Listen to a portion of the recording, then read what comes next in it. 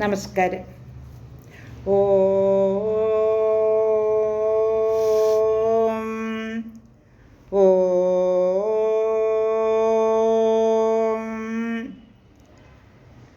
ഓം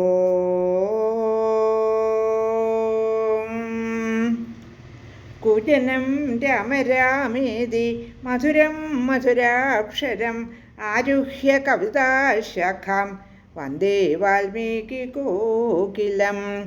രാമായ രാമഭദ്രായ രാമചന്ദ്രായ വേധസേ രഘുനാഥായ നാഥായ സീതായ പതയേ നമഃ.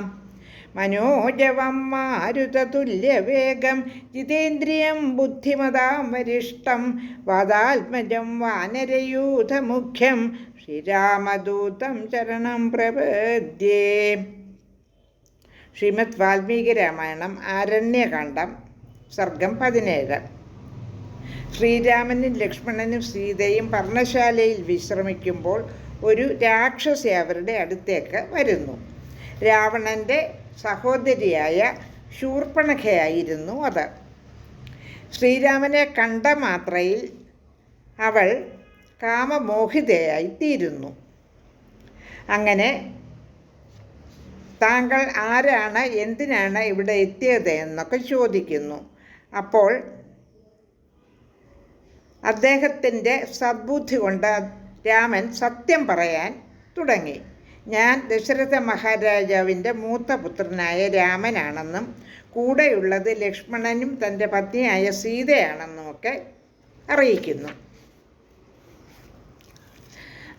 എന്നിട്ട് രാമൻ, നീ ആരാണ്, നീ എന്തിനാണ് ഇങ്ങോട്ട് വന്നത്, നിൻ്റെ ഉദ്ദേശം എന്താണ് എന്ന് ചോദിക്കുന്നു. അപ്പോൾ എൻ്റെ പേര് ശൂർപ്പണഖ എന്നാണെന്നും രാവണ സഹോദരിയാണ് ഞാനെന്നും എൻ്റെ സഹോദരന്മാരാണ്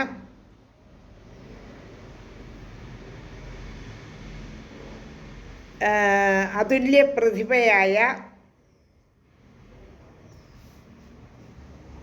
കുംഭകർണനും അതുപോലെ ധർമാത്മാവായ വിഭീഷണനും എൻ്റെ സഹോദരങ്ങളാണെന്ന് അറിയിക്കുന്നു. ഖരദൂഷണന്മാരും എൻ്റെ സഹോദരന്മാരാണ് എന്ന് അറിയിക്കുന്നു.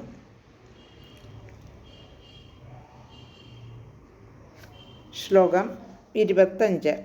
അഹം പ്രഭാവസമ്പന്ന സ്വച്ഛന്ദബലഗാമിനി ചിരായ ഭവ ഭർത്താമേ സീതയാ കിം കരിഷ്യസി.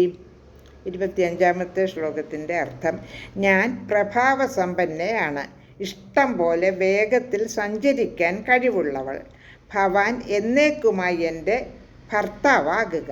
സീതയെക്കൊണ്ട് എന്താണ് കാര്യം?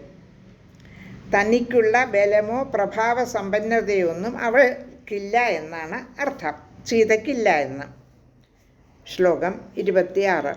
വികൃതാച വിരൂപാച നസേയം സദൃശീ തവ അഹം ഏവാനുരൂപാതേ ഭാര്യാരൂപേണ പശ്യമാം.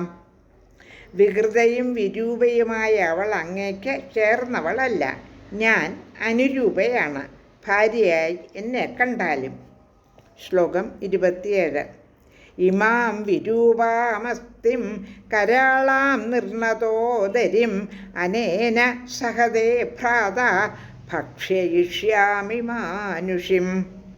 വിരൂപയും ദുഷ്ടയും കരാളയും കുഴിഞ്ഞ വയറുള്ളവളുമായ മനുഷ്യസ്ത്രീയായ ഇവളെയും അനുജനെയും ഞാൻ ഭക്ഷിച്ചു കൊള്ളാം. ശ്ലോകം 28.